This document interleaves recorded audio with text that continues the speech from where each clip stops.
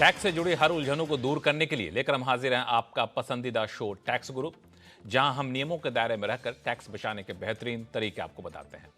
नमस्कार, मैं हूं लक्ष्मण राय और हमारे साथ इस बार हैं जाने माने टैक्स एक्सपर्ट शरद कोहली साहब। सर, आपका स्वागत हमारे शो में। और कोहली साहब अपने दर्शकों के लिए कई सारे रिसर्च करके आए हुए हैं, तो शो में बहुत सारी बातें करेंगे। मिसाल के तौर पर एनआरआई के लिए सख्त हुए इनकम टैक्स के नियम, गलत जानकारी देना पड़ सकता है महंगा। एचयूएफ में पैसे डालने और निकालने वक्त किन किन नियमों का रखें ख्याल, और साथ में भी बताएंगे कि रिवर्स चार्ज पर जीएसटी के लिए कौन कौन से दस्तावेज होते हैं जरूरी। इन सारे मुद्दों पर बातचीत करेंगे, लेकिन सबसे महत्वपूर्ण मुद्दा एनआरआई को लेकर। कई सारे एनआरआई से जुड़े सवाल, एनआरआई हमसे हमेशा सवाल पूछते रहते हैं इनकम टैक्स के नियमों के बारे में। तो इनकम टैक्स ने हाल में एक फैसला लिया है, वो फैसला हर एनआरआई के लिए जानना ज़रूरी है, हर उस शख्स के लिए जानना ज़रूरी है जिनके रिश्तेदार एनआरआई हैं या फिर ज़्यादा समय विदेश में रहते हैं। वो नियम क्या है, इनकम टैक्स विभाग का फरमान कह लें या फिर नसीहत क्या है, कोहली साहब से समझते हैं। कोहली साहब, इनकम टैक्स विभाग मुझे लगता है एनआरआई पर थोड़ी सी पैनी नज़र बना रहा है। जी हाँ लक्ष्मण, हुआ क्या है कि टेक्नोलॉजी के आने से और पासपोर्ट का इस्तेमाल जब आप एयरपोर्ट पे करते हैं तो उसमें कुछ तब्दीलियां हुई हैं। पिछले सालों में आप भी विदेश में जाते रहते हैं, आपको पता होगा कि बहुत सारे अब देश ऐसे हैं जहां पर आपको जो पासपोर्ट पे, इमिग्रेशन पे एक स्टैंप लगती थी, आपको याद होगा, तो बहुत सारी जगह वो नहीं लगती है। वो ई सिस्टम हो गया, आप अपने पासपोर्ट को स्कैन करिए, कुछ जगह तो आंखों की पुतलियों से पहचान लेते हैं वगैरह वगैरह। तो क्या होता था, पहले एनआरआई कितने दिन भारत में रहे और कितने दिन भारत से बाहर रहे, इसी पर निर्भर करता है आपकी टैक्सेबिलिटी। क्योंकि अगर एनआरआई है तो जो आपकी विदेशी इनकम है वो भारत में टैक्सेबल नहीं है। अब सवाल ये उठता है कि वो जो 180-82 दिन का पीरियड है उसको कैसे कैलकुलेट किया जाए, क्योंकि एनआरआई के पासपोर्ट पहले पे गिन लिया जाता था स्टैंप, किस दिन आप गए, किस दिन आए, आपकी इन स्टैंप और आउट स्टैंप। अब क्योंकि स्टैंप नियमित रूप से कुछ जगह तो लगती नहीं है, प्लस उस स्टैंप को, कुछ लोगों के तो पासपोर्ट इतने बड़े होते हैं और भारी भरकम होते हैं कि उसमें स्टैंप ढूंढना मुश्किल होता है। तो आयकर विभाग ने एनआरआई के ऊपर विश्वास करते हुए कहा कि आप एक एफिडेविट दे दीजिए, एक ओथ आप ले लीजिए कि भाई मैं भारत में इतने दिन रहा या रही और इस दिन मैं आया और इस दिन मैं यहां से चला गया। तो ये आपके डिक्लेरेशन के बेसिस पे हम ये मान लेंगे कि आप एनआरआई है, और फिर उसके आधार पर टैक्स कैलकुलेशन, उसके आधार पे, क्योंकि अगर आप एनआरआई है तो विदेशी इनकम, जैसा मैंने कहा, उस पर टैक्स नहीं लगेगी, सिर्फ भारत की इनकम पर टैक्स लगती है। पर अगर ये डिक्लेरेशन आपकी गलत निकली और आपने गलती से, कुछ लोग क्या करते हैं, अंदाजे से ऐसे लगा देते हैं, मैंने देखा है शायद इस तारीख को आए थे, इस तारीख को गए थे, तो ये साहब शायद नहीं चलेगा। बिल्कुल प्रिसाइज आपका होना चाहिए, क्योंकि आयकर विभाग लक्ष्मण इसको कभी भी इमिग्रेशन डिपार्टमेंट से वेरीफाई कर सकता है। तो अगर आपने कोई गलत जानकारी दी तो वो एविडेंस एक्ट हम देखें, जब आप एफिडेविट देते हैं तो उसमें तो 7-7 साल तक की सजा है। तो मुझे लगता है कि सभी एनआरआईज को, या हमारे वो दर्शक जिनके रिश्तेदार, जैसा आपने कहा, एनआरआईज हैं, उनके लिए मेरी ये हिदायत है कि वो अपनी भारत में रहने की, यानी कि भारत में कब आए कब गए, पूरे साल का लेखा जोखा जो होता है जिसमें दिन निकाले जाते हैं, उसको बहुत ध्यान से आइंदा से करें। चलते हैं सवाल जवाब का सिलसिला शुरू करते हैं। सबसे पहला कॉलर हमारे साथ है वडोदरा से आज कलापी आचार्य जी। कलापी आचार्य जी, नमस्कार। मेरा प्रश्न ये था, हाँ, मेरा लड़का अभी ये नवंबर में कतार गया है, हाँ, इंडिया में उसकी नौकरी छोड़ के। अच्छा है। तो अभी ये 23-24 के लिए तो 7 महीने यहाँ रहा था, तो एनआरआई तो नहीं कहलाएगा। अच्छा है। तो अभी ये नवंबर, दिसंबर, जनवरी, फरवरी, मार्च 5 महीना बाहर रहेगा। हाँ, वहाँ जो उसकी इनकम होगी कतार में, वो अगर इंडिया में लाता है तो ही टैक्सेबल होगी कि इंडिया में नहीं लाता है तो भी टैक्सेबल होगी? अच्छा सवाल है। बहुत अच्छा सवाल है कलापी जी का, अपने बेटे के बारे में। कि अभी हम बात ही कर रहे थे कि अपने रिश्तेदारों के बारे में भी आपको जानना जरूरी है। जी हाँ, बिल्कुल कलापी जी, देखिए आयकर के जो नियम है लक्ष्मण, इससे पहले मैं उत्तर दूं, एक बात मैं जो बहुत समय से नोट कर रहा हूं कि जो भी कॉलर करते हैं वो कहते हैं बहुत लंबे समय से इस कार्यक्रम को देख रहे हैं। मुझे लग रहा है टेलीविजन जगत में बहुत कम कार्यक्रम ऐसे हैं जिसमें कि दर्शक इतने देर तक उस कार्यक्रम से जुड़े रहते हैं, और टैक्स गुरु उसमें से एक है। हालांकि सीएनबीसी आवाज पे ऐसे बहुत सारे कार्यक्रम है, पर कलापी जी देखिए, एक्रूअल बेसिस पे टैक्सेबिलिटी होती है।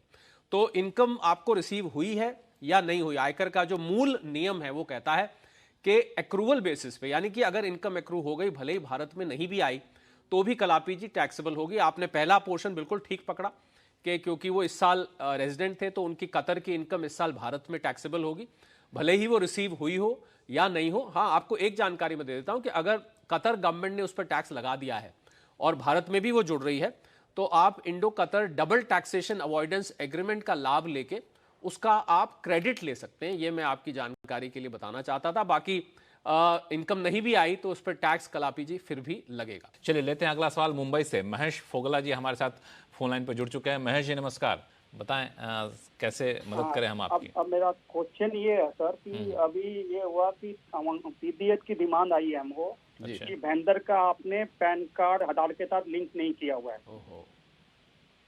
तो हमने उन वेंडर को कांटेक्ट किया और उनका पैन और आधार को लिंक करवा दिया।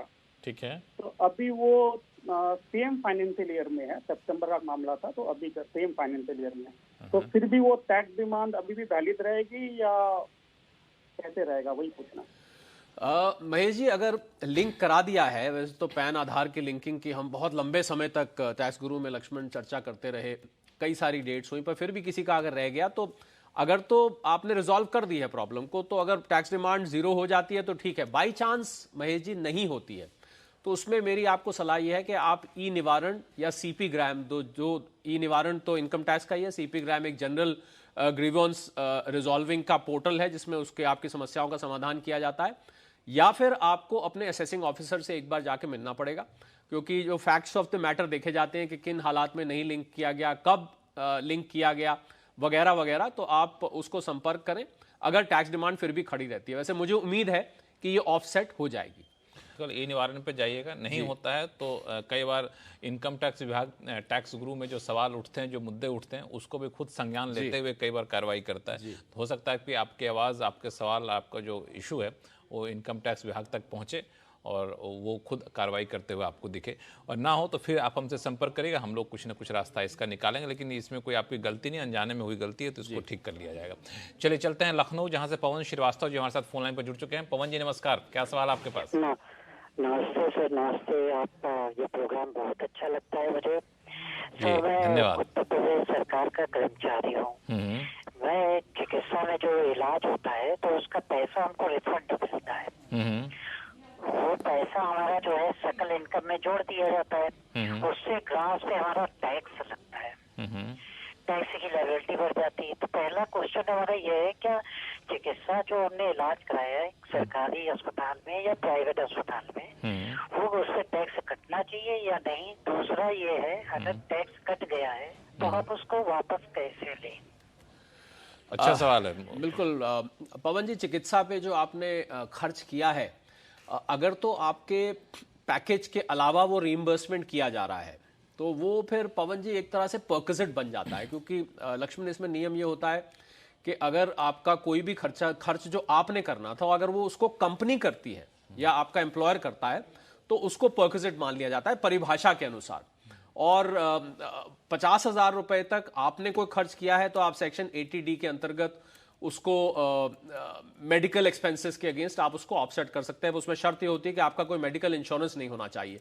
तो अगर आपके एम्प्लॉयर ने आपका कोई मेडिकल का खर्च रिइंबर्स किया है जो कि पैकेज के अलावा है, तो वो फिर परक्विजिट बन जाएगा। उस पर टैक्स अगर उन्होंने काटा है तो गलत नहीं काटा है, और अगर आपको लग रहा है कि पैकेज में है और गलती से कट गया है तो जब आप अपनी रिटर्न फाइल करेंगे उस समय इसको आप रिफंड ले सकते हैं। अब इसमें क्या है कि पवन जी का लक्ष्मण सारा पैकेज देखना पड़ेगा कि कंपनी की तरफ से चिकित्सा की जो सुविधाएं हैं वो सुविधा में क्या क्या चीज आती हैं। कई दफे क्या होता है, सर्जरी नहीं आती है, हॉस्पिटल एडमिशन नहीं आता है, नॉर्मल जो डॉक्टर की कंसल्टेशन दवाइयां उसमें कवर हो जाती हैं। तो ये सारे फैक्ट्स में जाके देखना पड़ेगा। पर मैंने आपको सैद्धांतिक रूप से बता दिया कि अगर पैकेज का ऐसा नहीं है तो फिर उन्होंने टैक्स ठीक काटा है, क्योंकि उन्होंने एज ए परक्विजिट काट लिया है सेक्शन 17 के अंतर्गत। अगर पैकेज का हिस्सा है तो फिर आप जो यहाँ पे राहत पा सकते हैं। पवन जी, तो इसको एक बार चेक कर लीजिए कि पैकेज में किन किन बातों का जिक्र किया गया है और उसमें खर्च हुआ है या फिर अलग से खर्च हुआ है। और फिर भी कोई कंफ्यूजन हो तो आप हमसे दोबारा संपर्क कर सकते हैं। और फिलहाल वक्त है छोटे से ब्रेक का। ब्रेक के बाद बताएंगे HUF में पैसे डालने और निकालने के वक्त किन किन नियमों का रखें ख्याल, बताएंगे छोटे से ब्रेक के बाद।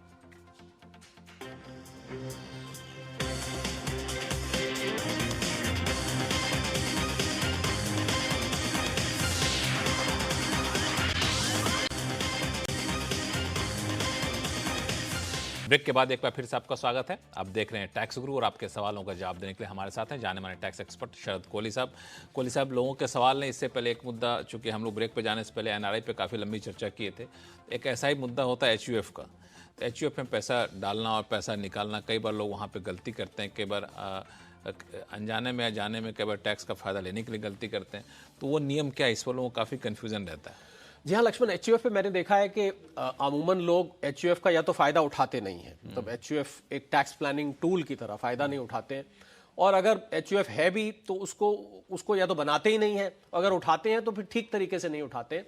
तो मुझे लगता है एचयूएफ को लक्ष्मण, मैं बोलता हूँ एक जनरेशनल टैक्स प्लानिंग टूल, मतलब ये आपकी पुश्तों पे, मतलब एक पुश्त ने अगर बनाई तो अगला पुश्त इसको लाभ डेफिनेटली ले सकता है। कम लोग ऐसा सोचते हैं कि अगली पुश्त के लिए हम टैक्स प्लानिंग के लिए कुछ करके जाएं, पर जब आप पैसा एचयूएफ में डालते हैं तो को पार्टनर या कर्ता अगर पैसा उसमें डाल रहा है, तो आप अगर गिफ्ट दे रहे हैं तो गिफ्ट तो ठीक है, माफ हो जाएगा सेक्शन 56(2)(10) में, परंतु उससे होने वाली इनकम आपकी इनकम में क्लब हो जाएगी। ये तो है रूल अगर आप पैसा डाल रहे हैं। अब ज्यादा दिक्कत आती है अगर आप पैसा निकालते हैं। तो आपको याद होगा कुछ समय पहले हमने मामा भांजा और चाचा भतीजा से संबंधित गिफ्ट के रूल्स किए थे कि चाचा से भतीजा को गिफ्ट तो एग्जाम्प्ट है, पर भतीजा अगर चाचा को करता है तो 50,000 रुपए तक की एग्जाम्पशन है, ज्यादा नहीं है। कुछ ऐसा ही एचयूएफ में है। अगर एचयूएफ के कॉर्पस से आप पैसा निकाल रहे हैं तो वो एग्जाम्पशन फिर 50,000 तक की है। अच्छा। आप अगर उससे ज्यादा निकालते हैं तो वो टैक्सेबल हो जाएगा। हाँ, अगर एचयूएफ की इनकम से आप निकाल रहे हैं, जो एचयूएफ कमाई कर रहा है, तो वो एक सेक्शन 10(2) दिया हुआ है आयकर में। वो ये कहता है कि वो इनकम तो माफ है, आपके हाथ में अगर आप निकाल रहे हैं वो पूरी तरह से इनकम माफ होगी, पर उसमें भी लॉ में लिखा हुआ है कि आप वहां भी क्लबिंग का ध्यान रखें। हालांकि वहां क्लबिंग लागू नहीं होती है मेरे हिसाब से, पर थोड़ा सा उन्होंने एक विरोधाभास सा खड़ा किया हुआ है कि एक तरफ कहा है कि ये क्लबिंग नहीं होगी, एक तरफ लिखा है कि क्लबिंग होगी, पर मेरे अनुमान से उसमें क्लबिंग नहीं होगी। तो नियम एचयूएफ में पैसा डालने के और एचयूएफ से पैसा निकालने के अलग अलग हैं, इसको ध्यान रखिए। मैंने जहां तक देखा है लक्ष्मण, ये कहां से ये मुद्दा उठा कि लोग क्या करते हैं, अपनी एचयूएफ है उसमें जब मर्जी पैसा डाल लिया, जब मर्जी उसमें से पैसा निकाल लिया कि भाई हम ही तो हैं, आप ही के नाम से तो होती है, और उस डालने निकालने में ये भूल जाते हैं कि उसके नियम बाकायदा हैं, क्योंकि एचयूएफ एक अलग एंटिटी है और एचयूएफ जब भी बनाए एक डीड के माध्यम से बनाए, उसका अलग बैंक अकाउंट खोले। और दो मेन पर्पस है एचयूएफ के, मैं जाते जाते आपकी इजाजत से बताना चाहूंगा, दो मेन पर्पस एचयूएफ के हैं।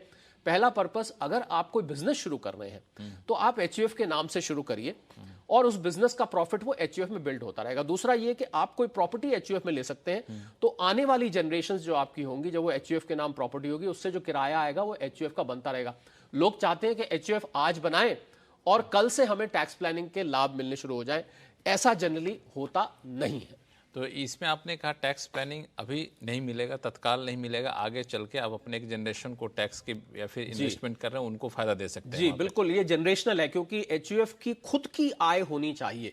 लोग जनरली क्या करते हैं, वहीं से सवाल भी निकल के आया कि अपना ही पैसा एचयूएफ में डाल देते हैं। वो सोचते हैं चलो भाई एक और टैक्स पेयर खड़ा हो गया तो हम एग्जाम्पशन ले लेंगे, बेसिक एग्जाम्पशन ले लेंगे, पर ऐसा होता नहीं, क्योंकि उसमें क्लबिंग के प्रोविजन। एक सवाल मुझे लगता है कि एचयूएफ से जुड़ा हुआ ये प्रवीण कुमार जैन जी हैं, जो बीकानेर से हैं, वो फोन किए हुए हैं हमारे साथ, फोन लाइन पर जुड़ चुके हैं। प्रवीण जी नमस्कार। टैक्स में सर, एक तो ये एचयूएफ का था। हाँ। मैंने आपके प्रोग्राम देख के ही एचयूएफ क्रिएट की थी। अच्छा। तो एचयूएफ क्रिएट करने के बाद में मैं वैसे और बच्चा और एक बेटी की मैंने 18 में शादी कर दी। अच्छा। तो वैसे स्टार्ट में एचयूएफ में 4 मेंबर ही थे हम लोग, जिसमें मैं करता था।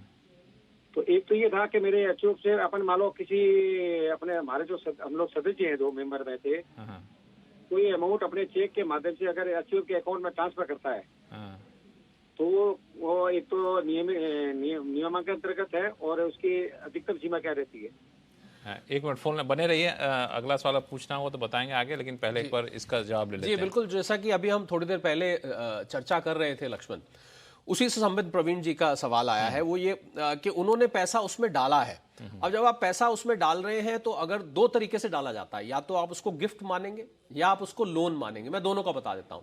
तो अगर आप उसको गिफ्ट मान के चल रहे हैं तो ये ध्यान रखिएगा कि वो पैसे से होने वाली जो इनकम है, गिफ्ट तो एग्जेम्प्ट है, एचयूएफ को कोई टैक्स नहीं देना है, सेक्शन 56(2)(10) के अंदर जो लिस्ट है उसमें कवर होता है, पर उससे जो आय होगी वो आपके उसमें क्लब हो जाएगी। अब दूसरा तरीका लक्ष्मण बड़ा इंटरेस्टिंग है कि लोन है। अब लोन अगर आप दे रहे हैं तो आपका इंटेंट लोन देने का होना चाहिए, और लोन में 2 फीचर्स होते हैं। एक, जब पैसा देते हैं लोन तब कहलाएगा जब वो वापस आना हो। दूसरा, उस पर कुछ ना कुछ ब्याज होना चाहिए। अगर ये 2 कैरेक्टरिस्टिक्स नहीं है तो बहुत सारे ऐसे केस लॉज हैं जिसमें कि आयकर अधिकारी ने उसको लोन मानने से इनकार कर दिया कि साहब ये असल में लोन नहीं है, क्योंकि ना तो इसमें वापस आने के कोई चांस लग रहे हैं, ना ही इसमें कोई ब्याज है। तो लोन के जो दो मेन चीजें होती हैं वो नहीं है। तो ये ध्यान रखिएगा इन नियमों का। आप जब डाल रहे हैं, अगर गिफ्ट दे रहे हैं, तो उससे होने वाली आय आपके यहाँ टैक्सेबल हो जाएगी आपके हाथ में, परंतु दिया हुआ अमाउंट वहां पर टैक्सेबल नहीं होगा। चलिए, क्लियर है प्रवीण जी? इसी जवाब से एक क्वेश्चन मेरे उठाया कि अगर मान लो अपन गिफ्ट है वो 50,000 तक तो एनीबडी से किसी से भी लेते हैं तो वो टैक्स में इनकम, उसकी जो इनकम होती है वो काउंट नहीं होती और गिफ्ट अकाउंट का होता है। तो इस एचयूएफ में भी लागू होगा, यानी 50,000 की अमाउंट तक अगर मान लो कोई देता है गिफ्ट? जी हाँ, एचयूएफ में अगर आप गिफ्ट दे रहे हैं तो एचयूएफ में, क्योंकि एचयूएफ 56 to 10 की जो लिस्ट है उसमें कवर होता है, तो यहां तो आप 50,000 से फालतू भी दे सकते हैं, पर आप जितना मर्जी गिफ्ट दीजिए, परंतु उससे होने वाली इनकम पूरी की पूरी टैक्सेबल होगी, भले ही 50,000 हो या 50,000 से ज्यादा हो, पर एचयूएफ के हाथ में वो पूरी तरह से माफ होगी। चलिए, इसका ख्याल रखिएगा प्रवीण जी। मैं उम्मीद करता हूं कि आपके सवालों का जवाब मिल गया होगा। अगला सवाल लेते हैं। जयपुर से हमारे साथ फोन लाइन पर जुड़ चुके हैं जीपी गुप्ता जी। गुप्ता साहब नमस्कार, क्या सवाल आपके पास? नमस्कार सर।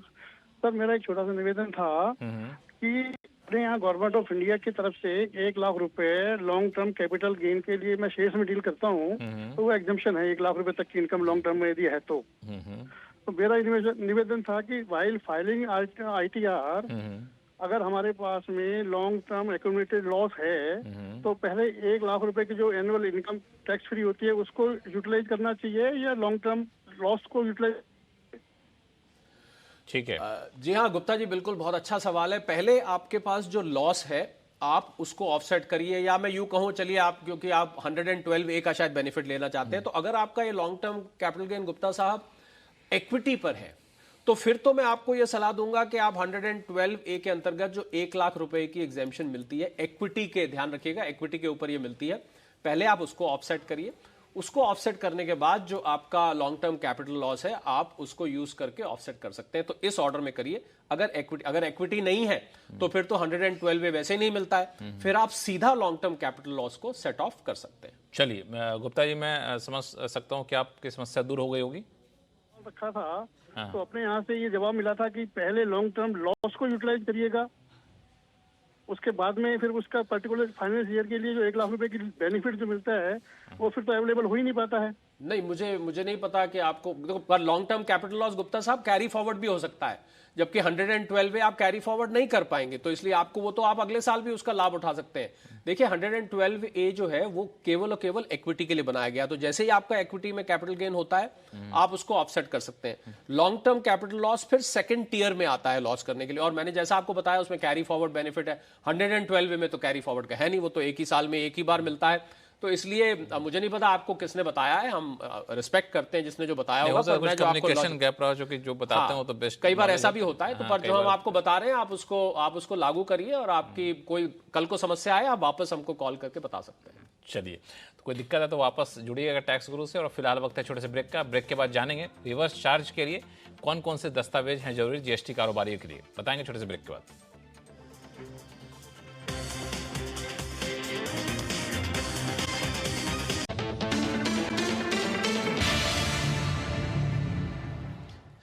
सीधा चलते हैं वाराणसी, जहां से मोहन जी हमारे साथ फोन लाइन पर जुड़ चुके हैं। मोहन जी नमस्कार, क्या सवाल आपके पास? सर मैं पहले तो ये कहना चाहूँगा कि मैं कोहली सर का शो देखता रहता हूँ, तो उनकी शो से काफी इन्फॉर्मेशन मिलती है मुझे। इस बार भी कोहली साहब ही हमारे साथ बैठे हुए हैं, और कोहली साहब को पता था कि आप इनके शो को देखते हैं, फैन है, तो कोहली साहब ने कहा मैं ही इनके सवाल का जवाब दूंगा। बताइए सवाल क्या आपके पास है? अच्छा सर, मेरा सवाल ये है कि मैं कंटेंट राइटिंग की सर्विस देता हूँ फ्रीलांस, इंडिया और इंटरनेशनली दोनों में। अच्छा।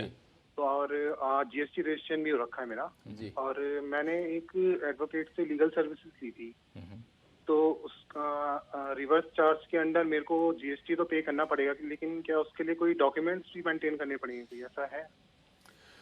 जी हाँ मोहन जी, जो वकालत का जो प्रोफेशन है उसको ये प्रिविलेज है कि वो उनके ऊपर जीएसटी नहीं लगता है, परंतु जीएसटी लगता है जो उनके क्लाइंट है उनको। बिल्कुल आपने ठीक कहा, रिवर्स चार्ज मैकेनिज्म के अंदर RCM जिसको बोलते हैं, तो आपको करना ये है मोहन जी कि आप एक इनवॉइस बनाइए, अपने ही नाम बना लीजिए इनवॉइस, उसमें आप जीएसटी लगाइए और जीएसटी लगा के आप उसको जमा कराइए। आपको शायद जानकारी होगी कि आप ये जो जीएसटी जमा करेंगे उन वकील साहब के बिहाफ पे लक्ष्मण, उसका आप आईटीसी में क्रेडिट ले सकते हैं। तो स्वयं इनवॉइस बनाइए, स्वयं जीएसटी लगाइए, स्वयं क्रेडिट भी स्वयं जमा कराइए और स्वयं ही क्रेडिट भी लीजिए। वकील साहब के लिए सिरदर्दी माफ कर दी गई है। तो मैं उम्मीद करता हूं ये रिकॉर्ड आपको इनवॉइस के रूप में मोहन जी रखना है। और धन्यवाद आपकी हौसला अफजाई के लिए। मैं उम्मीद करता हूं वाराणसी में हमारी तरफ से प्रणाम जरूर एक दफे करेंगे। बिल्कुल। और ये जो बताया टैक्स गुरु ने हमारे, वो सिर्फ वकील साहब के लिए छूट है, बाकी लोगों के लिए नहीं है। तो ध्यान दीजिएगा, वकील साहब को विशेष रियायत दी गई है। चलिए, धन्यवाद मोहन जी हमारे शो में जुड़ने के लिए। और टैक्स गुरु में फिलहाल इतना ही। कोहली साहब सभी सवालों का जवाब देने के बहुत धन्यवाद। आपके पास कोई भी सवाल हो तो आप हमें लिख भेजिए tax@moneycontrol.com पर। और फिलहाल के लिए दीजिए इजाजत। नमस्कार। देखते रहिए सिंधी सी आवाज़।